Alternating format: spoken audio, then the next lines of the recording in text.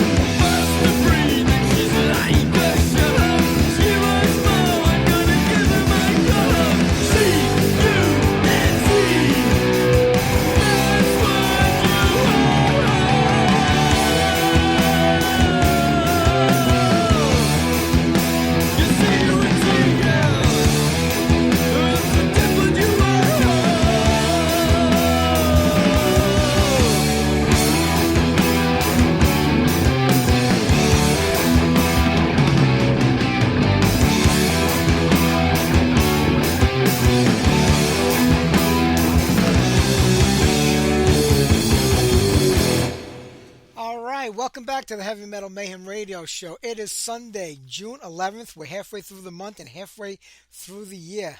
Man, as I get older, the days, the weeks, the months just keep going by quicker and quicker. We got a great show for everybody tonight. Mike Soliz of Militia is on first, and we're going to follow him up with Pat Ranieri from Hellwitch. It'll be a great one tonight, so stick around with us for the whole 2 hours if you can. We're going to try to wrap it up tonight in 2 hours. We've been running late every week because we've had a lot of long interviews going, but we'll try to keep it down to 2 hours tonight. And right there, Merciful Fate with Nuns Have No Fun. Back in 1982 when that came out, I used to get all my records, pretty much all my records from Zigzags in Brooklyn. They were the record place that everybody went to. There was another place called Titus Oak. They were like a general record store. They had a great used bin in there. You could always find really good used heavy metal records in there for like $1 or $2 because people bought them, didn't know what the music was, and would just return them and throw them in the used bin for like $1 or $2. So I would go there like at least once every other week to check the bin and see what I could find. But Zigzag was my main record store.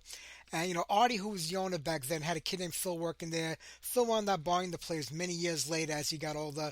And Phil kind of had his finger on what was going on. He stocked the store with a lot of great heavy metal records, imports. He would listen to what people said they went to, and he would get a hold of those records. You pay a small fortune from them back then, you know. Most records were, I think, about $4.99, so you'd pay double that for maybe an EP if it was imported. But if you wanted the record and you knew who it was, you kind of paid the money. And I remember working in a toy store, you know, stocking shelves like $2 an hour back then, a couple of days a week, a couple hours a day. It would take me like 2 weeks to save enough money to buy a record. And I remember going into the store, and I think I wanted to get Night Ranger's Dawn Patrol record, if I remember, because, you know, Bray Gill's being an Ozzy for a little bit of time, and I was getting into Night Ranger.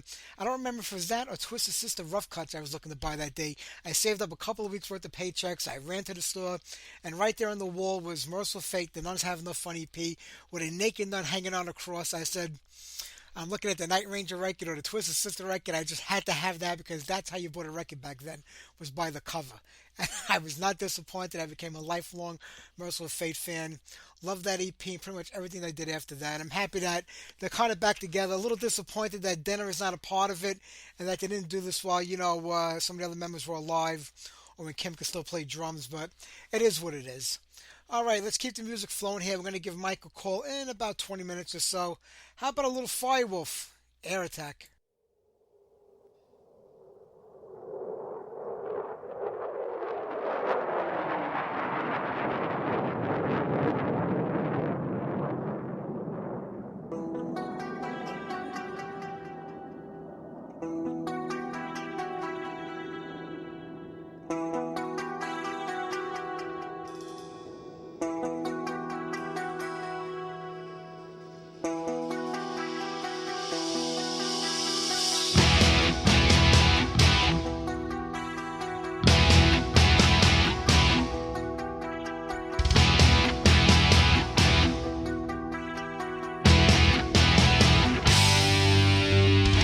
Nowhere to run.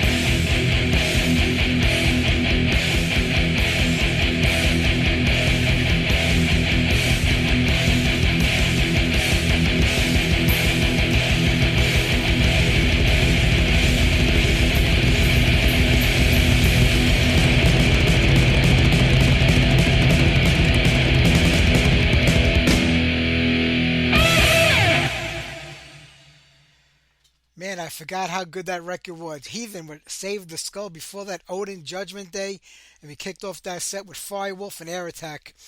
Alright, you know what? We'll kill two birds with one stone. We'll play something that features our next guest, Mike, on vocals, and it's also going to be our Demolition segment demo. We'll do Oblivion Night. We have Steve Sexton on the show, I think back in March or April, and he didn't really have a lot to say about the band. We tried getting him to talk. A really nice guy, but to him it was just like two kids who went and started a project, and really nothing came out of it, and that's all it was. So we'll ask Mike a little bit about his involvement with the band and all the other groups he's been a part of in a few minutes. But we'll do Oblivion Night. We'll do let me see. We'll do Sword in Hand, and then we'll give Mike a call right after that. I just want to say something to bands out there. When your band does 4 shows over a 4-month period, like when you say I'm going out on tour with my band, and you have 1 show in June, 2 shows in July, and 1 in October, that's not a tour. Okay, just so you know, that's not a tour. A tour is multiple shows over a couple of weeks or a month time period at the minimum.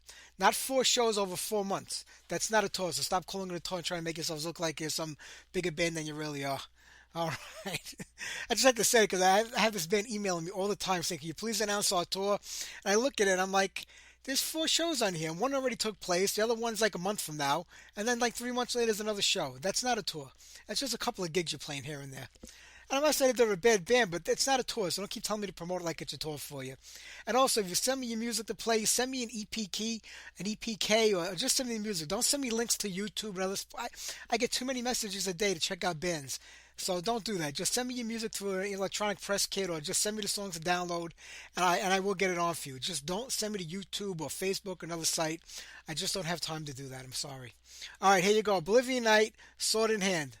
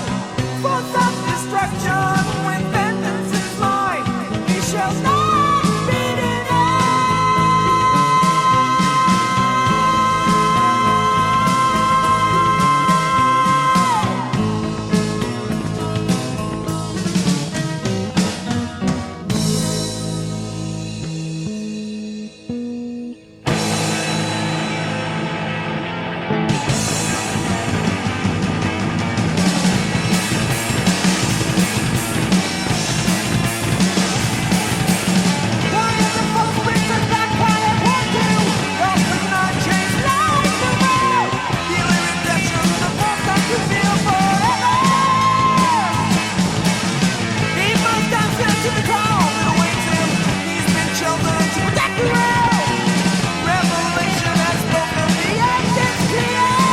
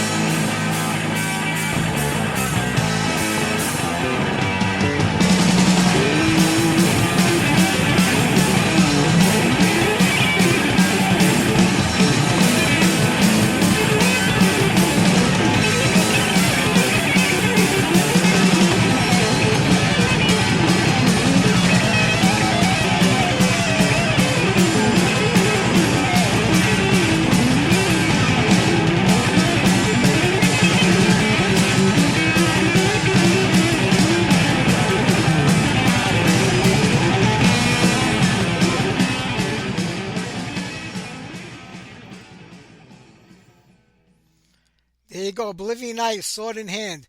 Whew, I have to tell you, I've had these leg surgeries for the last couple of weeks. I had my third one on Friday. I have one more to go next week, and you have to wear compression socks like 2 weeks after each one, and it looks like big pantyhose. And I have to tell you, my wife wore these all the time in the 80s and 90s. That's what women did back then. They are the most uncomfortable things to wear. You sweat your balls off with them on. I mean, women don't have balls. Well, today actually some of them do, right? So, I don't know. I just can't wait to get this over with and get these things off. One more week. All right, let's give Mike a call.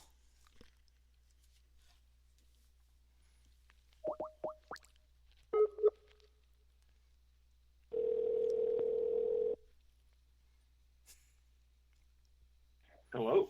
Mike, this is Mike. You're live on the air. How are you? Good, good. Hey, let me see if I can connect my earplugs with these. Sure. Give me Go right ahead. Take your time. Here we go. There we are. All right. I can hear you. How's it going? It's going great, Mike. It's a pleasure to talk to you. I have to tell you, I've been such a fan of everything you've been a part of going back to those mid 80s. I mean, even though Militia has nothing new coming out this year, there have been a couple of releases between Militia and Assailant, so it's kind of a busy year. Yeah, that's for sure. I mean, it's I don't. It's kind of weird because we keep releasing the same stuff over and over, but they keep people keep convincing us. Oh, they still want it. They still want it, and I'm like, okay, well, go ahead. Yeah. So. But people do, a lot of people have the old tapes and they want newer versions of it. Sometimes there's other things thrown into it. Yeah. It's all. We've had a couple of releases of the same old stuff, but I'm just like at this stage, I'm just like, okay, if people still want it, then why not? Yeah, absolutely. I don't blame you one bit. Well, I mean, the last new record, Strength and Honor came out, what, 2012, I think?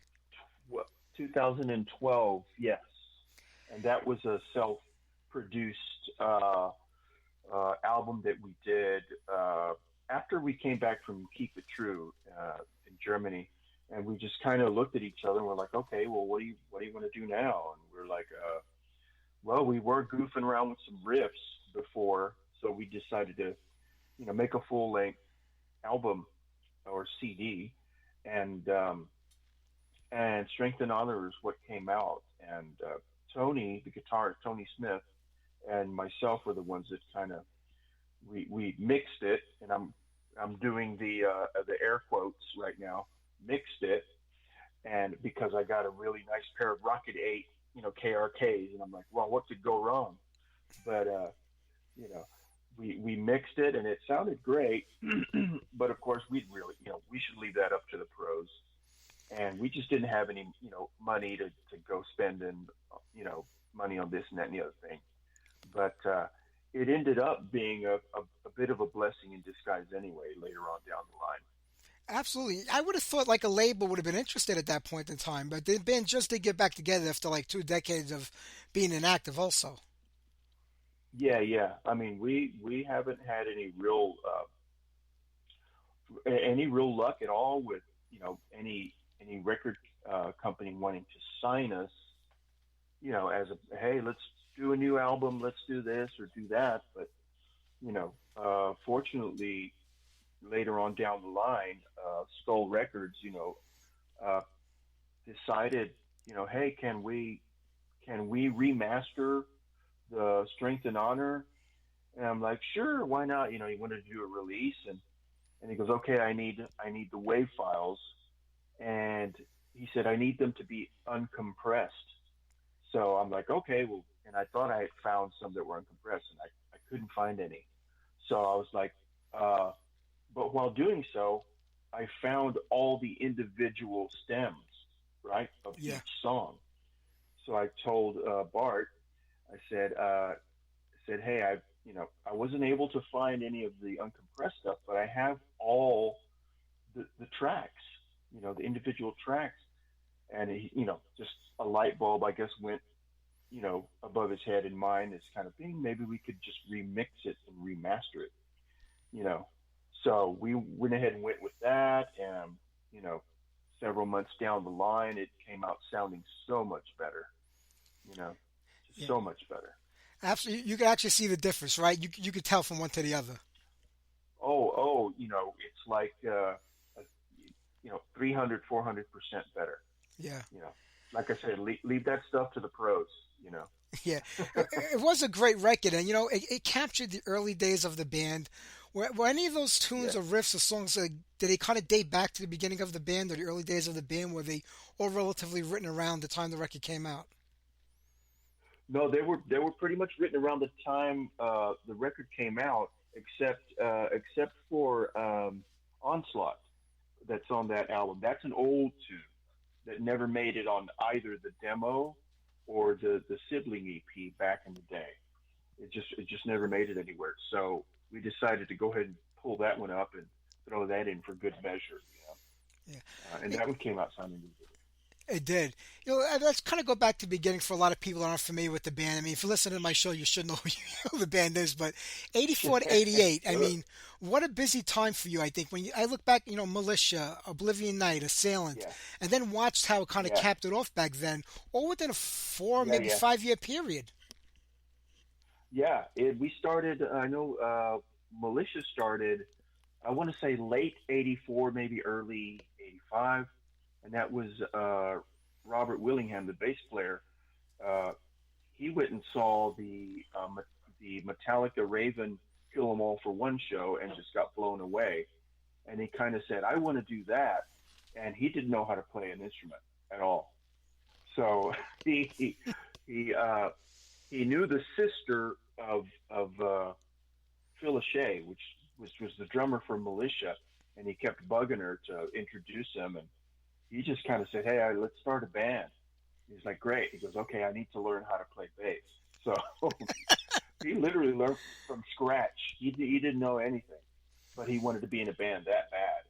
And so I think later on they got Jesse Villegas, who I think they knew from a different high school, and I think they put an ad in the paper or something, and that's when Tony Smith joined.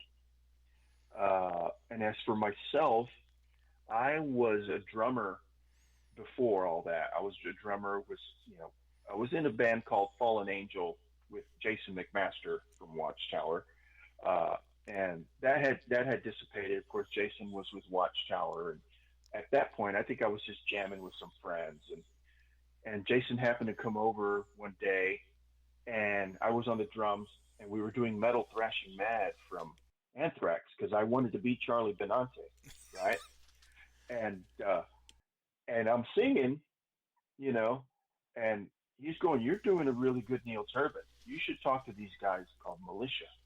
And I'm like, "Okay," I didn't say no. I want to drum, I was like, "Okay, let's do it," So I, I guess I went over and auditioned. They were like, "You're in. That's it. You're in. You do a great, Neil Turbin, and Rob Halford."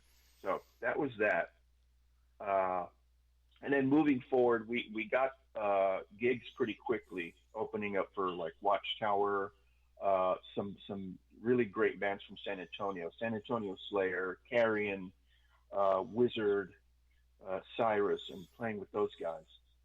Uh, and then after that, we started catching some of the bigger acts that were coming through. Like we did 3 dates with Nasty Savage, and that was a load of fun. Those guys are so cool, man. Those guys are really cool. And little by little, we were gaining a lot of fans. And so, we played with Megadeth, Exciter, Slayer. There was the infamous Slayer versus Slayer show in San Yeah. Antonio that we were part of, and that was really great.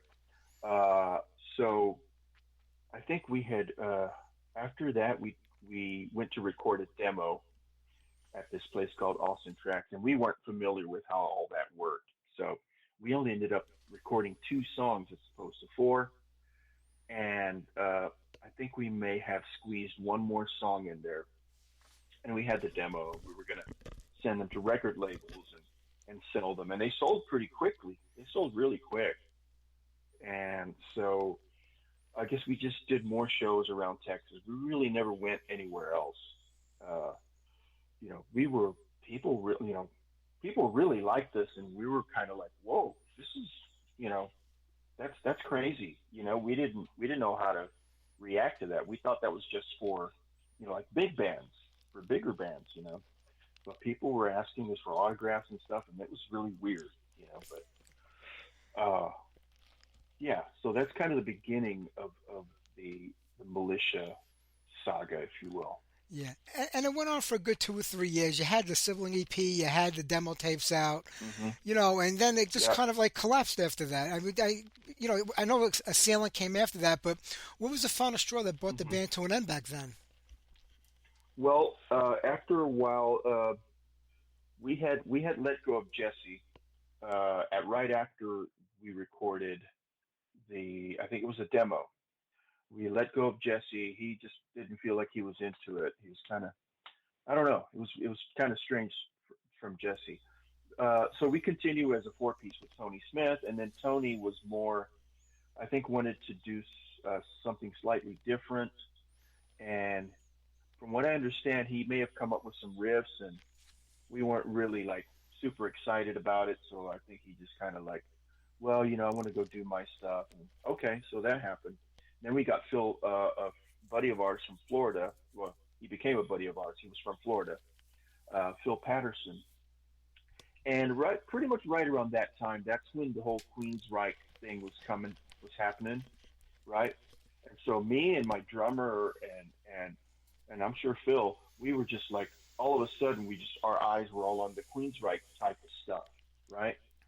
So you know, we thought, hey, let's kind of write some stuff like that.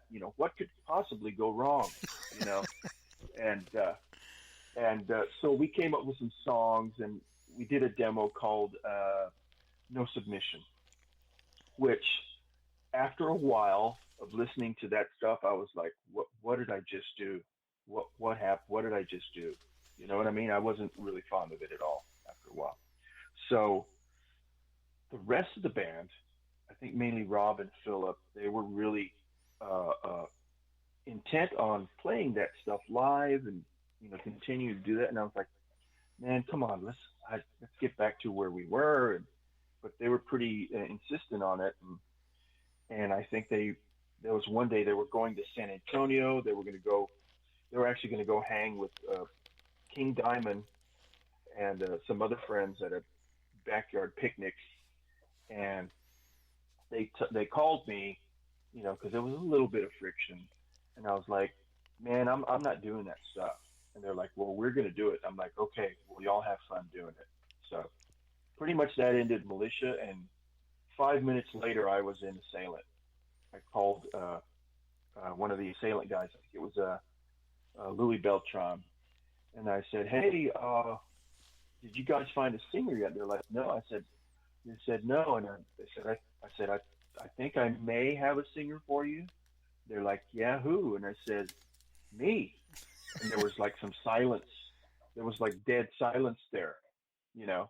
And they're like, what? And I'm like, yeah. When do I audition? They're like, audition. You're in, you know. So, and I really liked their stuff. So that was pretty much the end of Militia, and that was probably around '86. Yeah, the Damage is Done was a great demo tape. Wasn't Jason McMaster also involved in that band? You two guys seem to swap places a lot over those couple Yeah, of years. Yeah, Jason. I think Assailant had asked. They were looking when they were looking for a vocalist.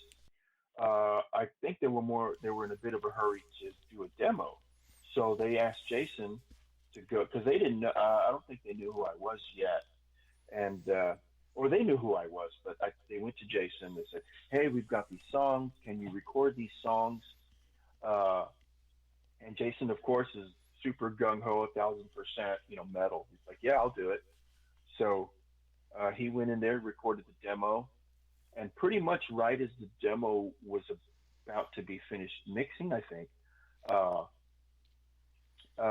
that's when that thing happened with Militia and myself, and so they were like, "Well, let's go ahead and get Mike in there now and get him to do that, right?"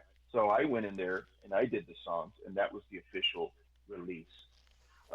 Now, recently we have the Assailant vinyl that just got released, Yeah. and that has one side Jason and one side me. So there you go. That's the name of that tune. And so far, I hear it's getting pretty good, reviews. I think a lot of people. I don't know if they had not really heard Assailant, but Assailant is slightly getting little more well known now. I think because of it. I think this is the first time these songs actually were released since the demo tapes came out. I don't think anybody else put them out anywhere. Yeah, yeah. They never went. We never really because Assailant was pretty short lived as well, you know, and that was a drummer guitarist dynamic, not not gelling pretty well after a while. So that was the name. That was the end of that. And so, and as for the Oblivion Night stuff, I'm trying to remember exactly where in the timeline that happened. Go right ahead. No, I think it was around almost like towards the end of Assailant. I had Steve Sexton on the show a few months ago and we were talking about it. To him, he Okay. made it sound like it was just a project. There was nothing about it and they could never find the right people and nothing could ever come out of the band. But I'm like, you have such great Yeah. music. How did nothing ever happen with that? And I don't know the whole Yeah. story. Well, at least for me, and you're probably right. It probably was a bit after Assailant. Later on, maybe what 87, 88, Yeah. possibly. Uh, they called me. They got a hold of me, and they're like, "Hey, we have some songs. Would you be interested?" And we got Kenny, the drummer for Cyrus, over in San Antonio to do the drum tracks, and we're going to come down there. We're going to go record in San Antonio. We're like, "Sure, let's do it. I'm in." So we went and did it, and I think it was just released as a demo, I believe. Yeah.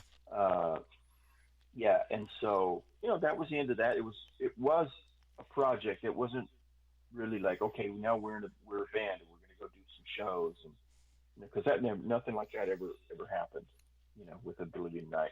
Yeah, I don't think they ever played live. I don't think they ever did a live show. No, yeah, that's kind of uh, strange to me.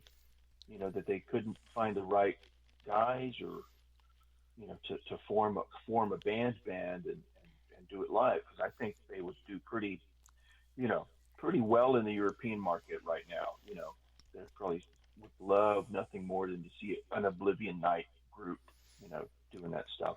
Yeah, that would definitely be great. So when you kind of hooked up with them, you kind of knew it was just a one-off type of thing. Yeah, was there any attempt to ever try to make it happen as a band, or did you just go and do your vocals and that was it for you? Yeah, I think I just did I didn't. I mean, there was never any talk about, hey, well, maybe we could do a show sometime in the future. I don't ever remember any of that coming up. So, yeah, there was never any real talk about that. So, and I think, geography wise, there were over there in Alabama, I think it was, and we're over here in Texas, and I don't really know how that would work.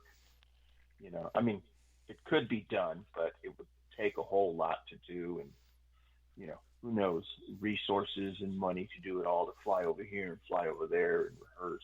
Sure. You know, Especially back then in so the 80s. Today it's done every day. exactly, It's a different world exactly. today. Yeah, it's like here, I'll do the vocals here, and I'll send you the tracks, and you just mix them, or whatever. It's But true. as for live stuff, you got to have some resources and money, extra money to do Yeah, that. absolutely. But Mike, I look yeah, at the bands you're in, the music you created, and I'm like, there were so many good things that I felt like that were left behind. Does it get frustrating as a singer and as a member of a band when things fall apart after a couple of years, when they really could have went to the next, I think all of those bands could have went to the next level if there was the time and energy put into it. So does it get kind of frustrating when they fall apart? You just say, it wasn't meant to be, and then you just move on? yeah, it's a little bit of both. Uh, if it was just not meant to be, it wasn't meant to be. Like, I can't imagine what it would have been like if I would have said, okay, well, I'll stay in militia and do those songs. And, you know, it, who knows what would have happened. But I think uh, the original, early militia is what defines us. And it's hard to not be in that anymore. But yeah, the chapter is closed, and I move on to Assailant, and that was a really great chapter because we started doing some shows, and we were starting to pick up notoriety, and then something else happened, and it's like oh well. But I'm trying to think of the last thing I did.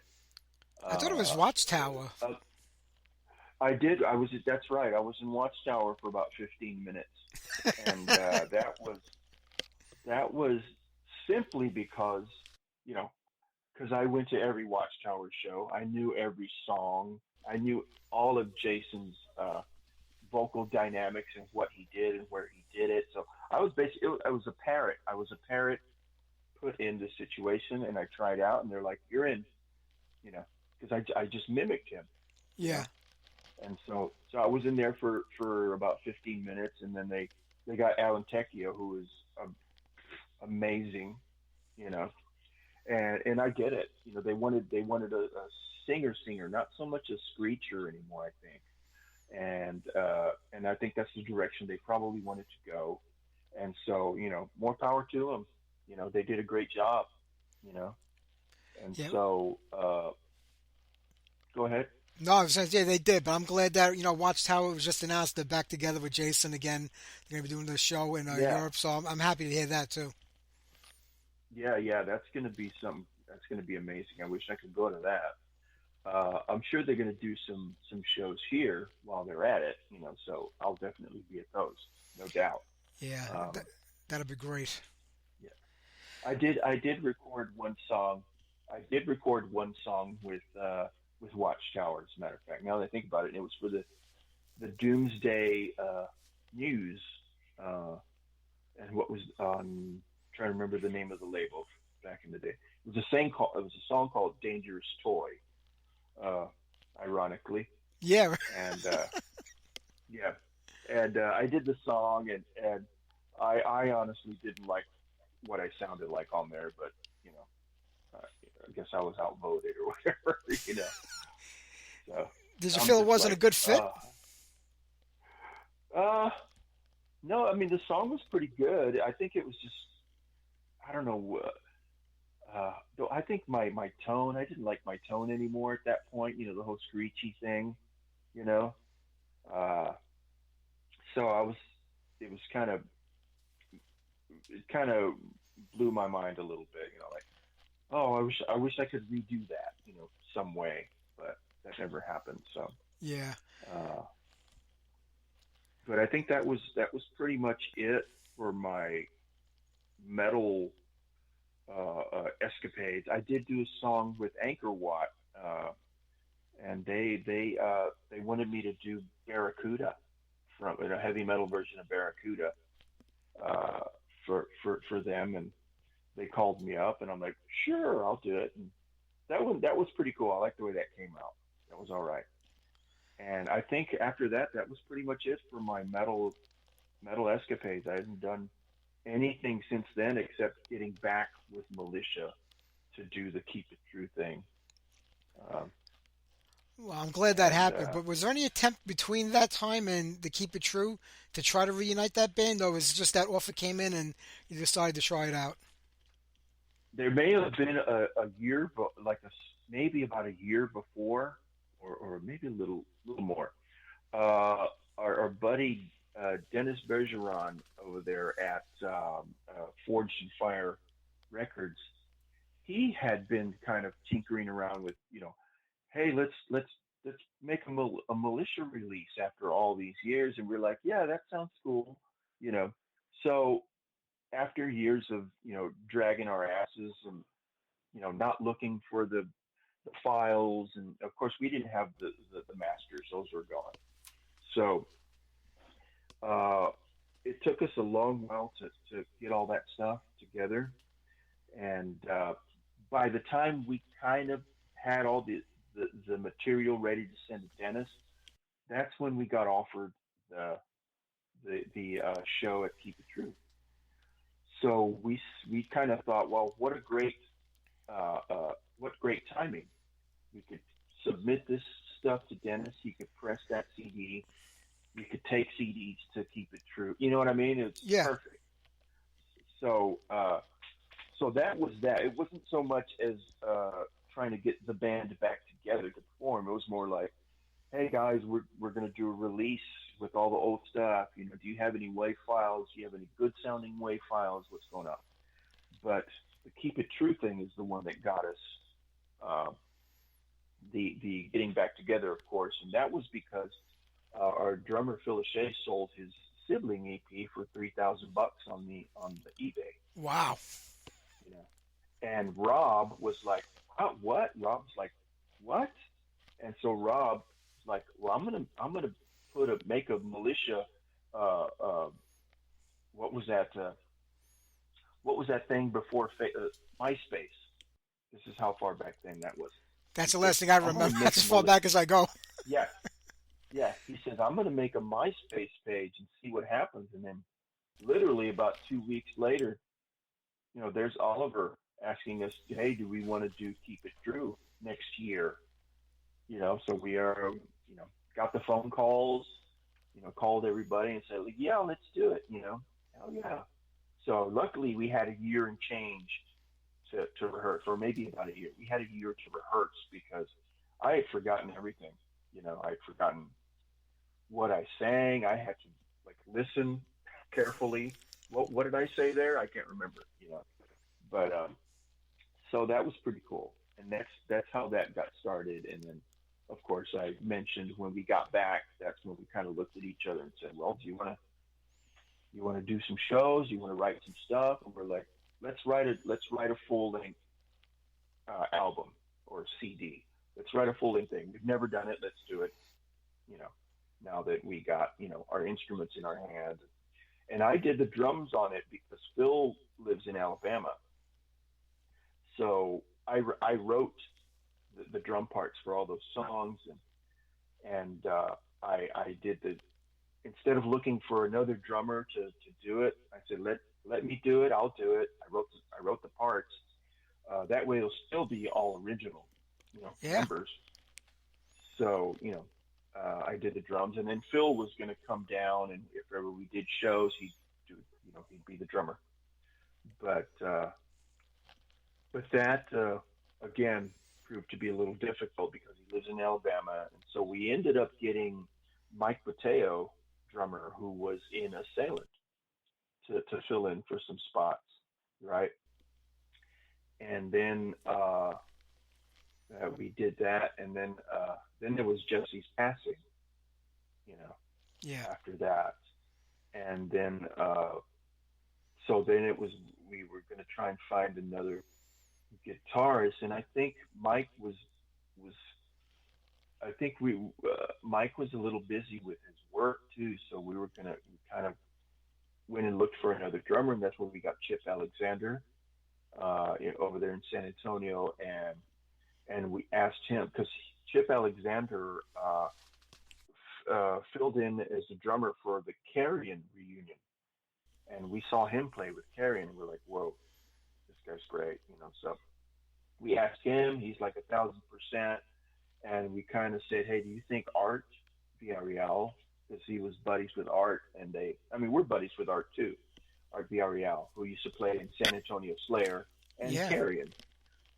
So, he asked Art, and Art was like, yeah, let's do it. So that's the lineup we had until, now just before the whole COVID thing, uh, Rob Willingham, the bass player, left because he was in the middle of, getting his business, back up and running, and I think he was moving. He wasn't moving out of Texas. He was just moving to a different house, so he was real busy. So we recruited Scott Womack, a bass player for Juggernaut in San Antonio. We always keeping it in the family. It's like we knew these guys from way back then. You know, and so that's kind of the current lineup. And the whole COVID thing, I'm sure messed up a lot of people. Oh It yeah. messed us up pretty bad. So we're just kind of trying to figure out what our next move is, right now. So and that we're having Tony's having a bit of medical problems too. So that's kind of on the we're kind of waiting to see what's going to happen with that too. So that's where we're up. That's where we're at right now. As for Militia. as we get older, a lot of different circumstances come into play that prevent things from happening. When we're younger, it's one thing. When we're older, it's another. But I'm glad that the band is still Exactly. doing it and active. And you talked about like getting back together at that point and starting the MySpace page, which was kind of like the beginning of like like social media on the internet and stuff like that. Yeah, There's a good 20 yeah. something year gap, which is almost a generation for a lot of people and fans. Did you think that maybe people had forgotten about Militia before the internet came about and they could easily find info on the band? Well, I don't, I wasn't sure about how many people knew about Militia. I mean, I know back in the early days, I was getting fan mail from Europe and stuff. That was really exciting to know that people over there knew who we were. But I think what kept the name Militia on some people's, minds was the sibling album being one of the rarest of the rarest, metal gems that you can find. Yeah. Uh, so I always say this in all the interviews. I think obviously the EP is more well known than the band Militia. It just so happens to be Militia on that EP. You know what I mean? Yeah, Like yeah. the EP is more popular than the band. Put it that way. Uh, so in that respect, uh, we had thought people had kind of forgotten about us, and of course, there's like you said, there's this big 20-year period or whatever of non-existence. So of course, it's not gonna go away because I think in the 90s and even some of the 2000s, the metal was completely different, and it wasn't anything like you know the thrash and the power metal stuff. I mean, you could find that stuff still. There were people definitely trying to keep that alive, but the majority of the 90s metal stuff and the 2000s stuff was just not. That's what took over and kind of pushed all the old school stuff back down to the underground. So, you know, I would think that you know that you haven't heard the band Militia, and like I said, I don't think we were real popular. We were popular in Texas, of course, but that's pretty much about it. Real popular. So when you go to keep it true now, I mean, it's almost like going in a time machine. You go there, you play, and it's like being Oh in the yeah, it's like being in the '80s again. People, was it when you got up yeah. there? Was it shocking to see like all these people like singing your lyrics back to you, knowing all the music, and Oh a lot yeah, of them they're not all our age. There's a lot of kids there that weren't even born, during that yeah, time. yeah. It was a beautiful shock. You know, Yeah, it was a time machine, and it was great to see people so enthused to meet you. Like I came here to meet you. You know what I mean? That kind of strangeness. And it was great. We have to this day I have many friends from Europe, all parts of Europe, because of our first show over there and stuff. And yeah, man, that was great. Everybody was all decked out in their battle vests and stuff, and even all the girls were wearing battle vests. They weren't in short, skimpy skirts, or it wasn't like here. yeah, They were all decked out with the metal. They were about the metal. They weren't about like I'm gonna try and get this, get this guy, get this artist tonight. yeah. It was a Showing my fashion. leg. Yeah, it was like they were hardcore, and that was awesome. And I've been there. I think I went there one more time with the Texas Metal South Texas Legion, and that was in 2019. And that was I don't know if you know about the South Texas Legion. That's members of that's me, James Rivera from Hellstar, Yep. and Jason McMaster is singing, trading songs, right? And Art Villarreal, of course, from San Antonio Slayer and Carrion, and now Militia.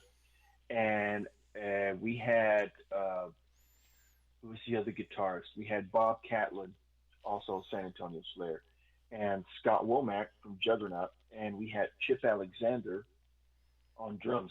That's who went to that's who went to keep it true. That set.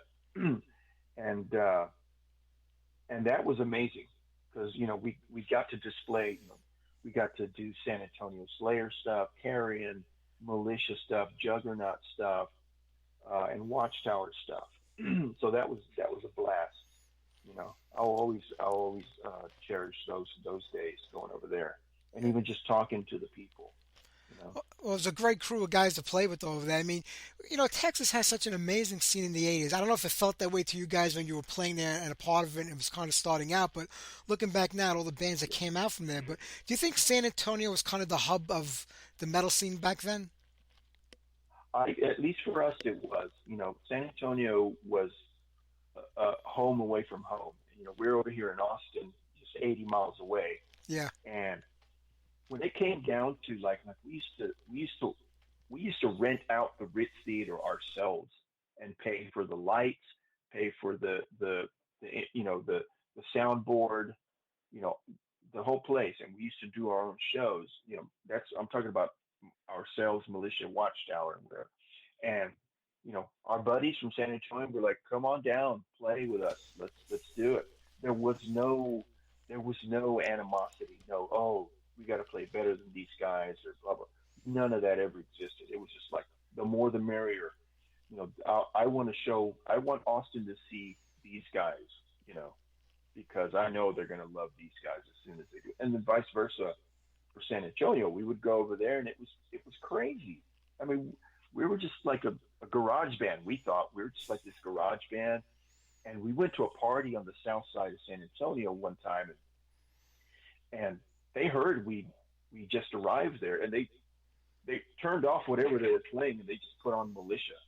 You know, they put on the Militia demo and stuff, and oh, the guys from Militia are here. That was like, whoa, that's weird.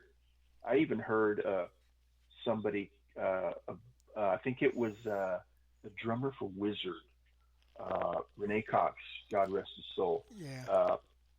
came up to me one time. He goes, "Hey man, I was at a party last night, and there was this band there. They were playing Metallica, Slayer, Merciful Fate, The Trouble, Militia." And I'm like, "What? Wow.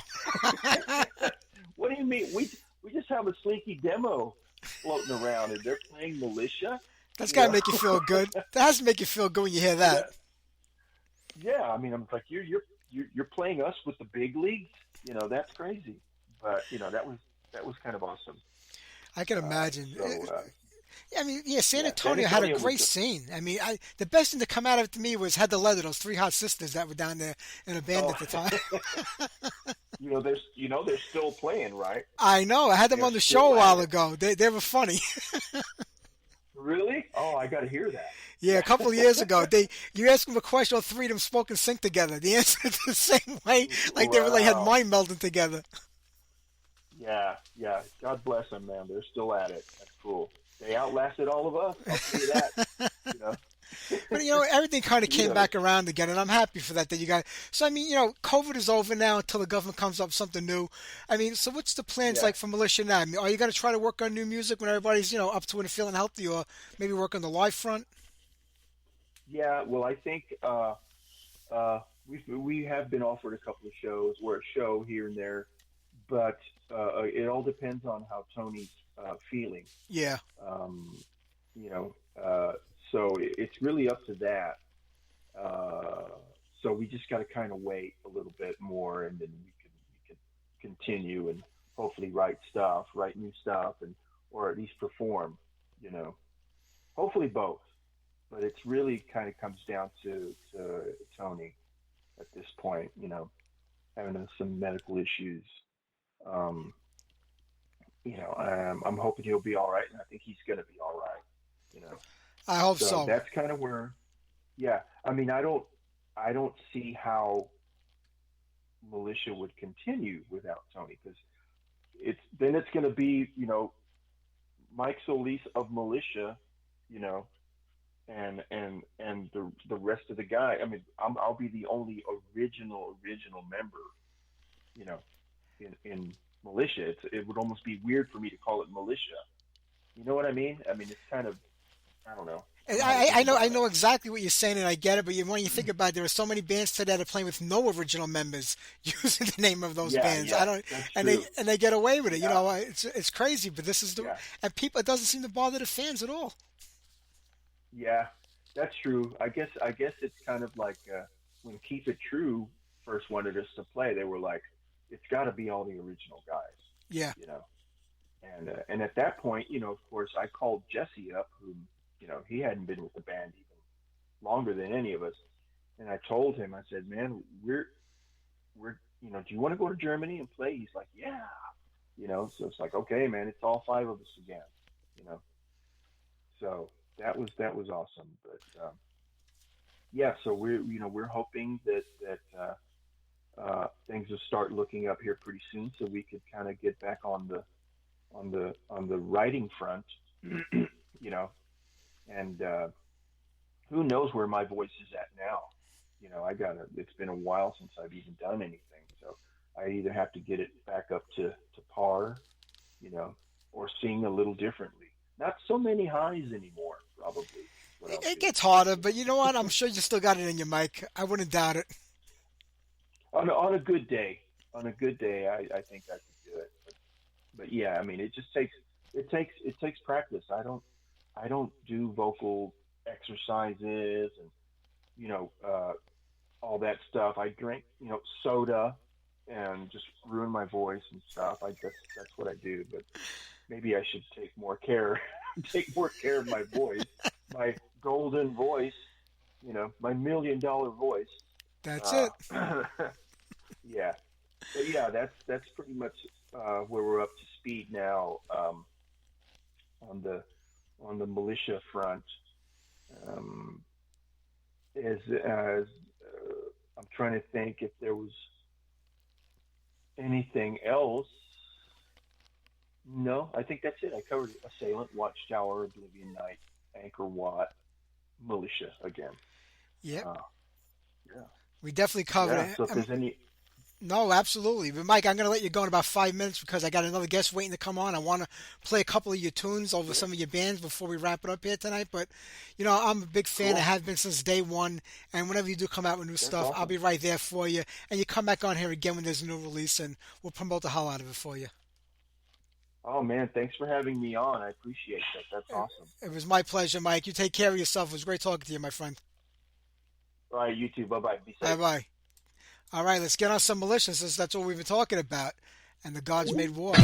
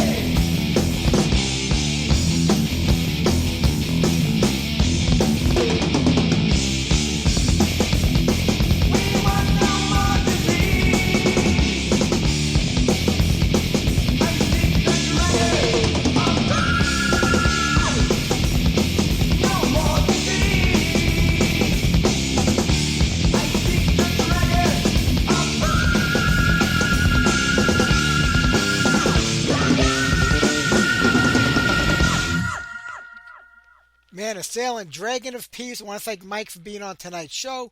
We're going to get to Pat Ranieri from Hellwitch in about 10 minutes. Enough time to play one more song because I want to play Black Sabbath, Zero to Hero, and it's about 8 minutes long, so we're going to need a little time. I absolutely love that Born Again record. I know of all the Ozzy stuff for Sabbath in the 70s because my cousins who grew up in the same house as me played it all the time, so I knew the music, but I kind of came into Sabbath on my own in 1980 when Ronnie James Dio joined the band. That was the version of Sabbath that I guess I consider mine. But I love everything that Tony Iommi did with Sabbath after, even though I may not consider a lot of it Black Sabbath records. I just love the music, and Born Again was one of those albums that I absolutely love. When I first heard Ian Gillan band, I was like, what the hell? I don't know where it was going to go, but I am so in love with this album and those songs. And I like all the stuff he did after that, even though I don't consider a lot of it to be like traditional Black Sabbath. I think if they were Tony Iommi solo projects, it probably would have went over better with the old fans, but the record label wants the name in there, so that's what happens. But I think Born Again is a great record. So let's do Zero the Hero off that album. and then we'll get to the interview with Pat right after this. Next week should have been our last show because I'm on vacation the last week of June going into the first week of July. But I didn't want to go 2 weeks without any live shows, so I pre-recorded our 4th of July special for July 2nd. And then a couple of interview opportunities popped up this week that I want to take advantage of, but I don't want to hold on to those interviews until I get back. So I think I'm going to pre-record a 2-hour show and upload it for the 25th of June. And so there'll be new shows, but they just won't be live shows the last week of June, first week of July. There'll be no chat room open, so you can listen to it anytime you want. I'm going to upload them as soon as I finish doing them. But there will be shows that week, just not live. All right, enough of the yip-yapping. Let's get back to Black Sabbath, Zero the Hero.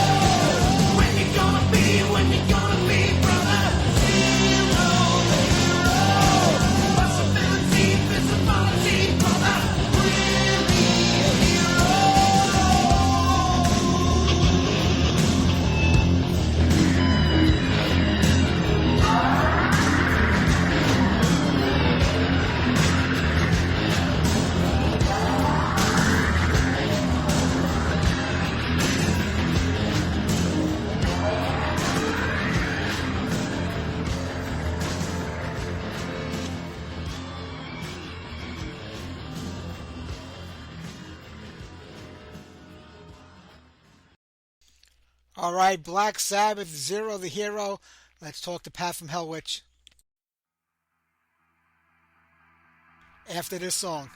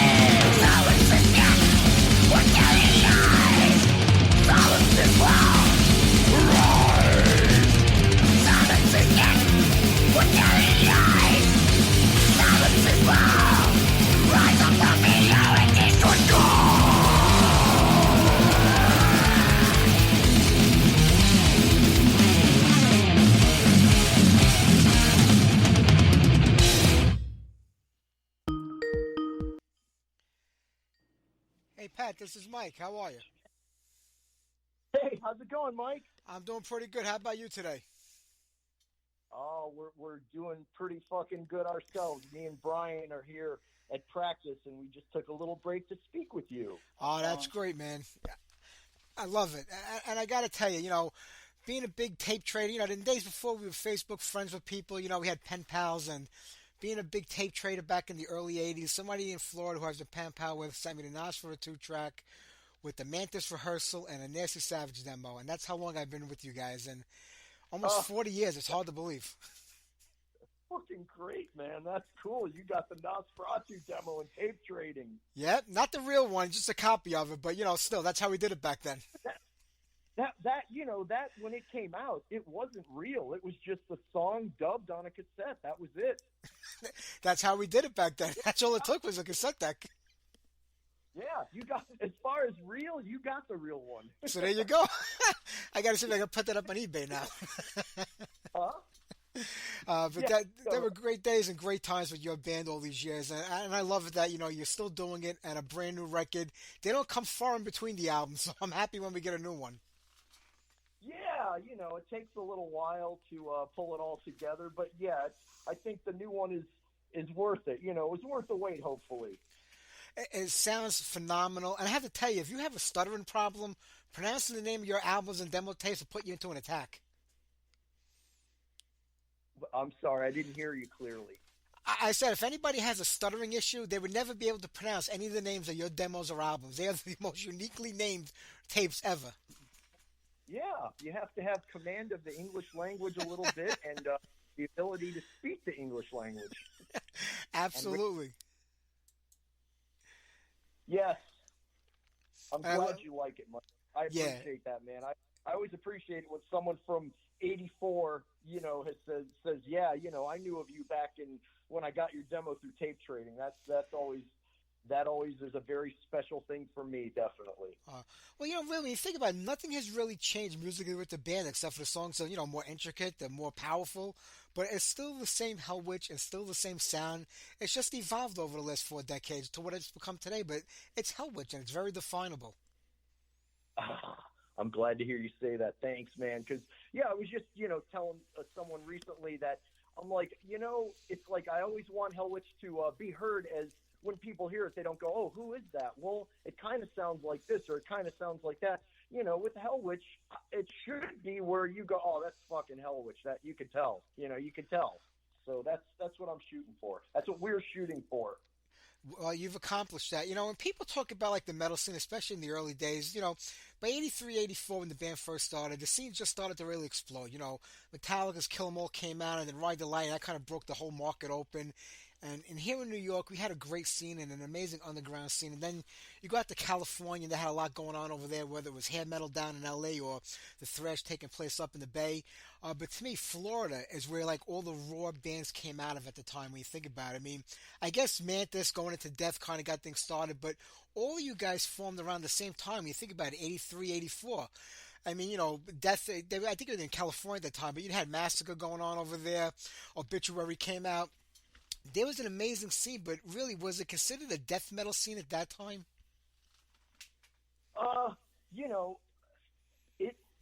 Those terms were all interchangeable back then because some guys would say, oh, thrash metal, and some guys would say death metal, and they could be talking about the same band, and they would both say, yeah, right, like that, like they was just, it really was interchangeable. They had not been solidified in their categories, like it was still, the terminology was still pretty loose, at least in Florida, in my tape trading thing, that, guys would say thrash metal and death metal, and, they kind of meant the same thing, because I'd hear guys say Slayer was thrash metal, then I'd have guys saying, oh, Slayer's great death metal, and, whatever. True, it wasn't interchangeable, but it came to define a certain sound in a scene, and I never really considered Hellwitch a part of that in the beginning, because to me you were just a thrash metal band, and I thought that one of the things about Hellwitch is that you were more technical, especially musically, than I think a lot of the other bands coming around at the time. Yeah. Oh, yeah. I didn't. I didn't like the simple bands. I always kind of thought like, oh, that's be a little to be a little bit more than, the couple riffs, two riff band, three riff song, two or three riff songs. I wanted it to be more. True, and the band's had a pretty consistent. I mean, when you think about it, even since the beginning of the band, there weren't a lot of long consistencies of the band's lineup. But yet, it was hard for a lot of people to define who was in the band. There was times when it was a 3-piece or 4-piece, when nobody could tell who the bass player was for any given time. But it was always some sort of consistency to it. But you think that the kind of mix up with the members kind of let people not realize who the band really was? No, because I think of like Death. You always knew it was Chuck. Whoever Yeah. was. And I mean, went through a lot of members. Before even the first. Well, not before the first album, but after that, many members. And you always know it's Death because it's Chuck. That's very true. And I look at the output of the band. I mean, how come we don't have at least 10 records from Hellwitch after all these years? Well, there's a lot to be said for being young, and not taking it as seriously, and partying a little bit and taking it easy and working on songs here and there, and playing a lot, but not really sitting down and addressing it seriously. I think that was part of the deal. I mean, in my 20s, wasn't really focused on going big time and making it as big as it could be. Just kind of, did what I did when I felt like doing it, with no thought as to, making it, into something that was a regular releases with a regular schedule and whatever. So, yeah, I mean, I have to take responsibility and say that, yeah, it just wasn't really, serious in my younger days. And then, when I got a little older and began to take it more seriously, then, I mean, it was, Joe from the first album and second album. And he, man, he was problematic here and there during our, he was in, he left, he came back, he left, he came back, he left. I mean, he probably has been in and out 5 times. And whenever he was in, it was, it wasn't always a real atmosphere conducive to creating new music and hanging out with him, and being around him and working on new songs. It wasn't a good time like that a lot. Sometimes it was, sometimes it was, sometimes it wasn't. Well, that's the way it goes in any band. People say, well, after the move to Fort Lauderdale, maybe that's when things changed and the first lineup started to change and rotate. But, because today, you can have a member in any part of the world and be in a band together because you can record things digitally, send them back and forth. But back then, just moving to another part of the same state could really affect the band because not everybody wanted to get up and move and be a part of that change. You mean like when we moved from Gainesville to Fort Lauderdale? Yeah. Yeah, well, I mean, the lineup in Gainesville, it was, 3 of us, we were all college students, and then we all graduated, and I was from down here in South Florida, and they weren't, so they didn't want to move here. So, I moved down here alone and started from scratch. I moved down here and started from scratch. So now it's like 1990, Pat, the first record comes out. I mean, to me, it was like one of my favorite records of the year, but it was also a change in time in music, 1990. I mean, I think death metal kind of was at its pinnacle around 89, 90, but the rest of the scene was starting to change. Did it have any effect on the band? No, because, my main thing was always, it can't sound like other bands. Hellwitch has to sound original. The topics have to be original. The lyrics, the titles, everything has to be, known as Hellwitch, known as being off the wall and things that other bands aren't doing. So I really didn't care, what other bands were doing. I didn't try to please anyone but myself. I think you've done a great job of doing that. And when you please yourself, don't you really please the fans that are into your music at the same time also? Yeah, I see it as if you like our music, then you get, what we're thinking. But I mean, if you don't, then you're just, you're into other things, and I know everyone likes a lot of different stuff, so I get that. But yeah, I never thought about the trying to make people happy with the music. Really not ever. Just, wanted to make myself happy. I think that was always the biggest problem with music in general, especially metal. When a fad came around or a different style came in, bands tried to jump on it and it either brought them down or maybe took them to another level with certain other new fans that came about. I mean, you can name 100 bands that that's happened to. You guys always stood your ground. No matter what was going on musically around you, you guys came out with the same stuff that people wanted to hear and that you wanted to put out. Yeah, I think so. Yeah, we definitely weren't Celtic Frost. Even Celtic Frost isn't Celtic Frost anymore. Yeah, I get that. Yeah, you know what happened with them. Yeah. Yeah. Well, as the 90s wore on, I mean, I think it was around 97, 98 that the band, I guess, called it a day. That was a pretty long run when you think about it. But what was the thing that kind of like put the nail in the coffin at that time? Well, it was basically Joe, our drummer, left in '93. Like he was in '89. He left in like '91. He came back in '92. He left in '93. And then after '93, I was just working with, a few different drummers and trying to get something going. And it was a problem. Everybody was a fucking problem. So, I mean, after the last guy we had from probably '96 and '97, we just, and I'm just not speaking about myself. I mean, the three of us other members, we all couldn't get along with him, so we all were just like, wow, this is not worth the hassle. This guy is like, this isn't worth all the trouble. And I was, first in line to say, yeah, I'm done, man. I'm not going to just keep going in a room and playing songs with this guy and wasting time and whatever, because he's just, it's not going to work. It's not going to work out. So really, the end came kind of in '97, and we played a show in '98 with Deicide with him, and that was kind of a mess. And then, it was just, we basically got back together so we could play with Deicide, and then it was over after that.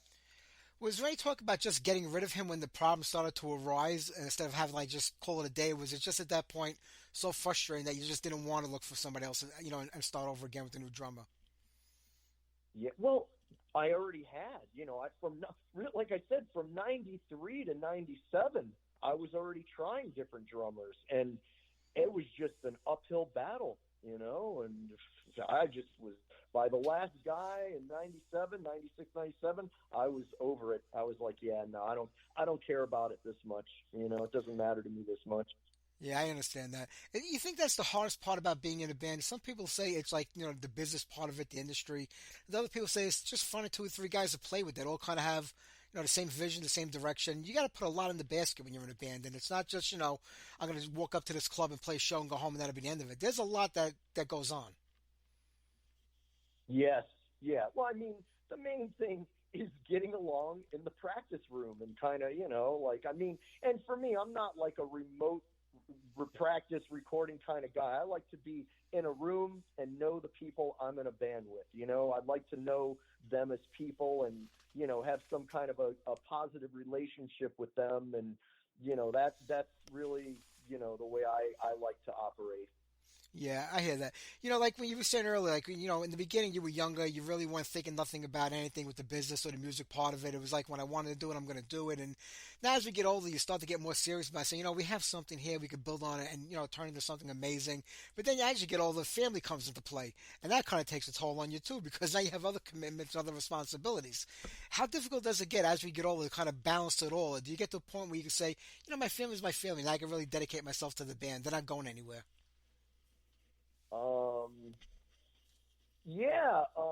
I've been very fortunate. I married a girl who was a huge Hellwitch fan and she's always said,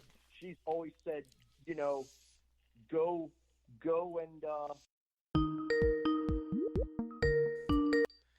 Hey, Pat, I think we got disconnected there. Yeah, sorry about that. I hit a button on my phone. Somebody else is calling in. I hit the wrong button. But, that's okay. But yeah, like I said, I was lucky enough to meet a girl who was 110% into Hellwitch. She has the logo tattooed on her, and nice. She's like a big fan. And she has always said, go do whatever makes Hellwitch bigger and better, and that's what I want you to do. So. Well, you're definitely doing that. And I have to say, I mean, over the last 10 years, I think the band's been at its strongest. You know, Brian on drums. Brian plays for every band, I think, in the United States of America and out of the country. He plays with everybody. You got JP playing guitar since the 90s, I think, the mid-90s. So, I mean, I think this is the strongest Hellwitch that you've had. I think it is. I mean, I've told Brian this. I mean, if it wasn't for he and I and JP, I don't know how it would go with other people. You know, like, I would, it has to be a certain chemistry, and I think we have that chemistry here. And I would not want to play with anybody else at this point. I don't blame you. What's the situation with the bass player right now?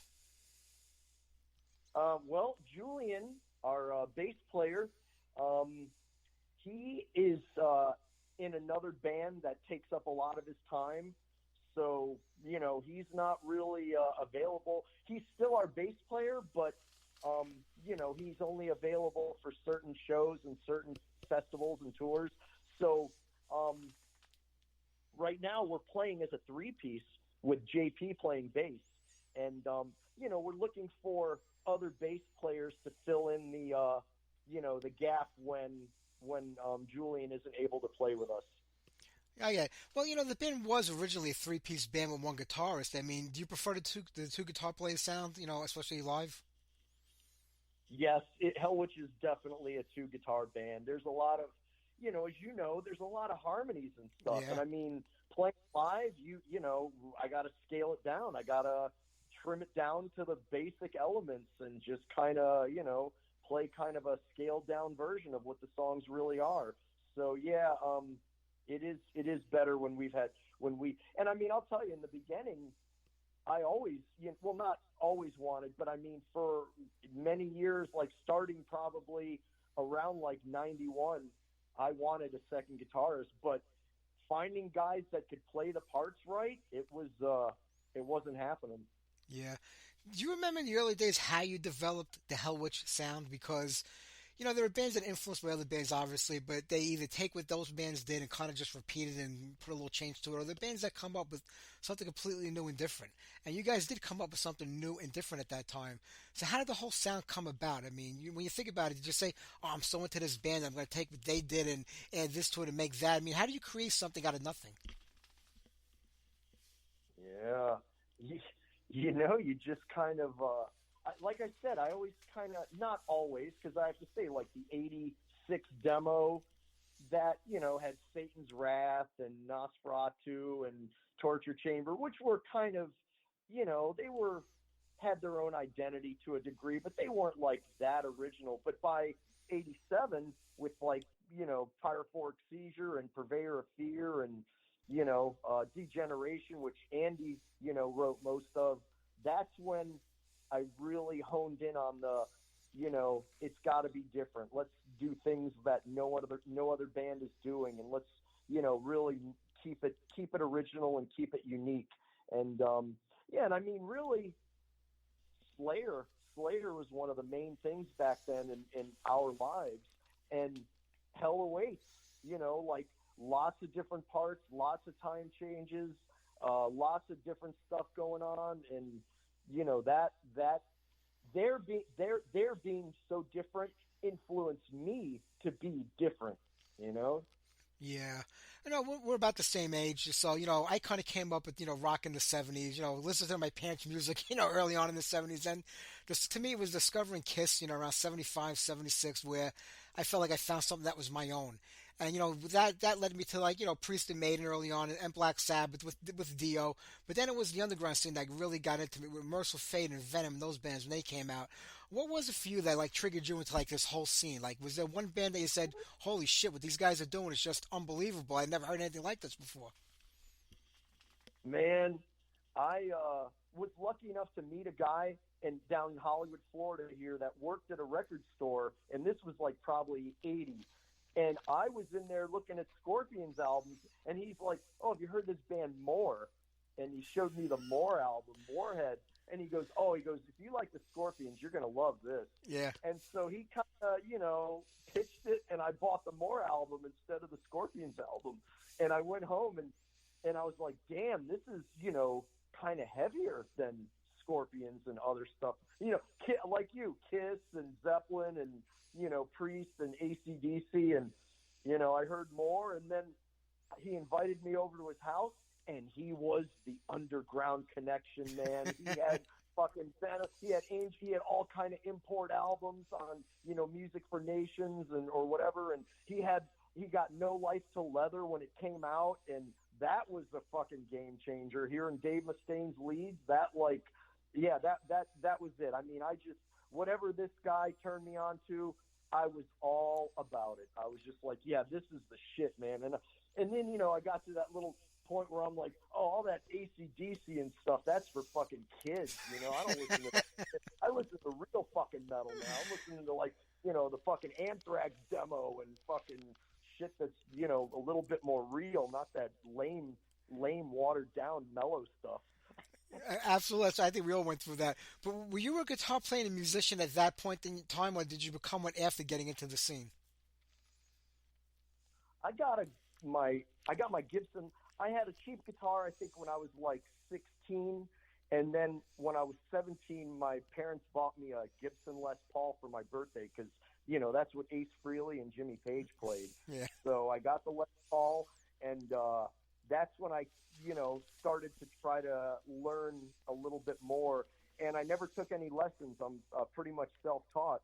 And, had guys in the neighborhood that, knew how to play a little better than me, had them show me things. So really, yeah, probably 78, 79, around there, I was starting to get where I could play parts of songs. But not having lessons, it took me a lot longer than most guys to learn the guitar because, learning it on your own, it's a slower process. But I took one lesson with a group of people once, and I hated it. And, after that, I was just worked on it on my own. So, yeah, not really. I mean, I was, had a guitar, was learning. And then when I heard the Metallica demo and that speed picking, on the E string, I was like, wow, I need to start learning how to do this. This is, forget learning AC/DC songs. I need to learn how to play like this. And, I spent a couple of years working on nothing but that style because I was over it. I mean, I was done playing AC/DC and Judas Priest. I didn't want to play that anymore. I wanted to play fast stuff all the time. So that's where I went. You're learning how to play guitar, but then you also have to become a songwriter. I mean, how difficult was it to learn how to write songs for you? Has that always been something that came relatively easy, or was it difficult, or something that you've gotten better at over the years? Yeah, it was, I don't know. I never thought about it as I was doing it. I just kind of thought, well, you come up, how's it going to start? And then, all right, we'll go into this part, and then I'll start singing. And then, then we'll maybe go to another part, and then we'll have like a chorus, and then we'll go back to the part where I sing the verse. And I just kind of inherently had that in my mind from years of being a music listener.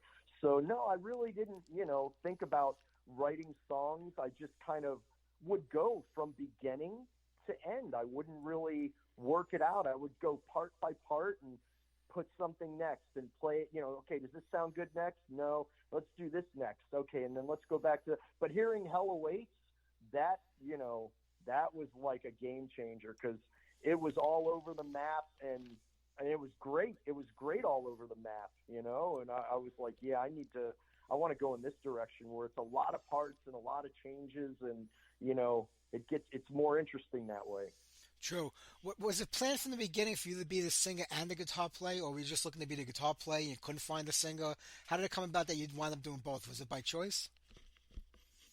No, when me and the guys in Gainesville, I did the 84 demo with my roommate, Harry, who, he and I founded Hellwitch, but he wasn't a musician at all. So he and I did the Nosferatu demo. And, the drums, you may or may not know, the drums are a seat cushion and a paperback book.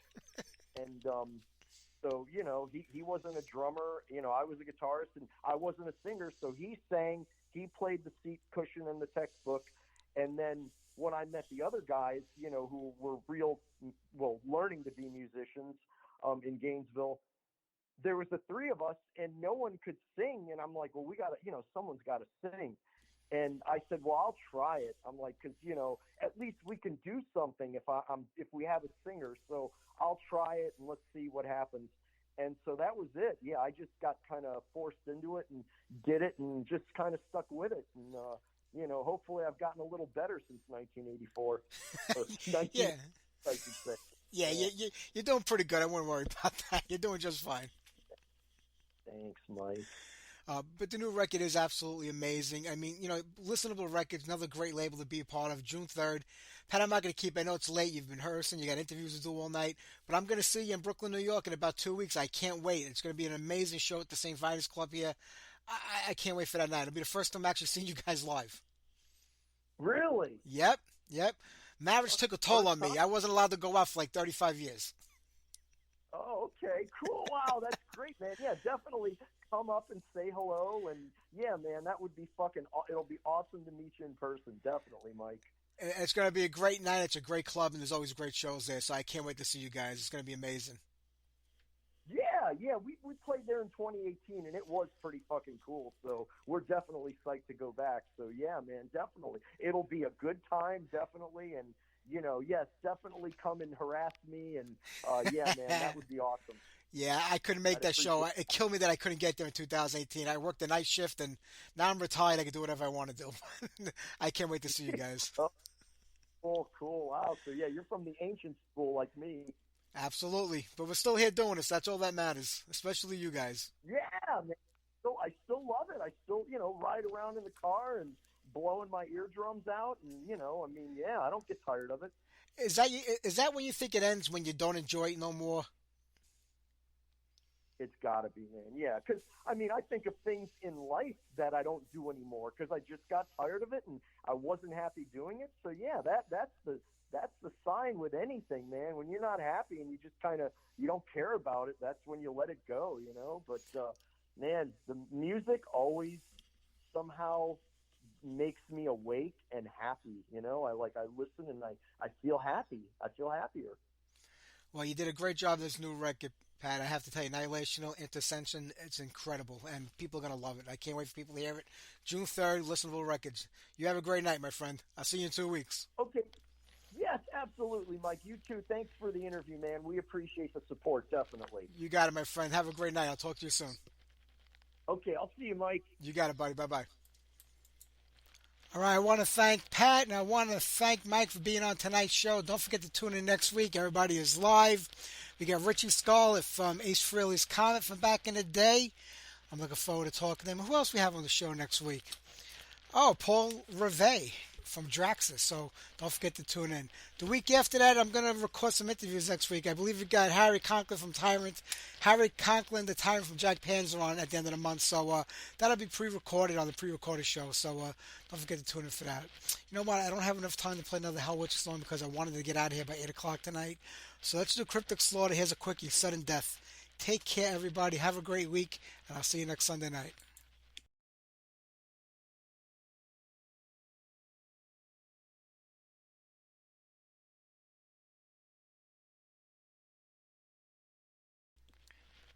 Okay, maybe we won't do that.